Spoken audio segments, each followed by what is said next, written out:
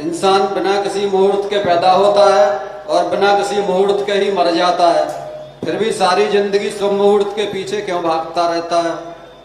कोई भी व्यक्ति हमेशा शुभ मुहूर्त के पीछे दौड़ना क्या इंसान के कमजोर आत्मविश्वास का परिचायक है? मुनिश्री, क्या किसी भी अच्छे काम के लिए कोई भी समय शुभ मुहूर्त नहीं है? तीन बातें विचार करना। पहली बात तो कोई व्यक्ति जन्म लेता है बिना मुहूर्त के जन्म लेते ही नहीं, क्योंकि जिस समय जन्म लेता है उस समय कोई ना कोई मुहूर्त होता ही है, कोई ना। अब वो मुहूर्त शुभ है कि अशुभ है, इसलिए जब कोई व्यक्ति पाप कर्म का उदय लेके आता है तो उसका जन्म अशुभ मुहूर्त में ही होगा। जब शुभ कर्म का उदय लेके आता है, ऐसे ही मरण का होता है।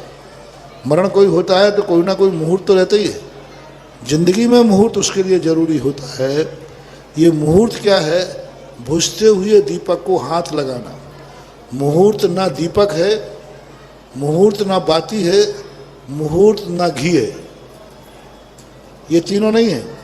मुहूर्त क्या है? जब हवा का झोंका आता है तो हाथ लगा लेते हैं। हाथ लगाने के बाद भी दीपक बुझ सकता है कि नहीं? बुझ सकता है। बोलो, बुझ सकता है, लेकिन फिर भी हाथ लगाते हो कि नहीं? लगाते।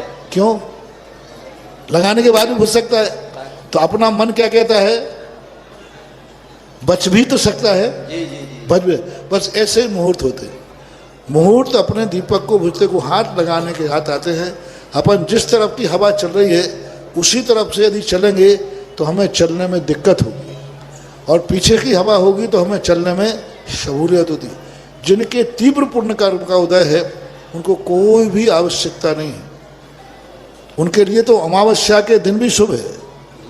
लेकिन जिनके थोड़े से कमजोर दिन होते हैं, डूबते को तिनके का सहारा काफ़ी है।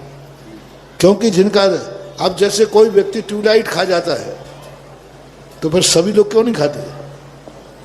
उसको ट्यूबलाइट पच जाती है और किसी को ककड़ी का बीज भी नहीं बचता। तो अब ककड़ी का बीज जिन्हें नहीं पड़ता उन्हें मुहूर्त देखना है। यानी जब पुण्य कमजोर होता है उस समय हर चीज की सावधानी रखना चाहिए। मुहूर्त नहीं होगा तो भी काम होगा, लेकिन वो बिगड़ भी सकता है, क्योंकि मुहूर्त में हाथ लगाने के समान हमारा कार्य संभल भी जाता है, ऐसा।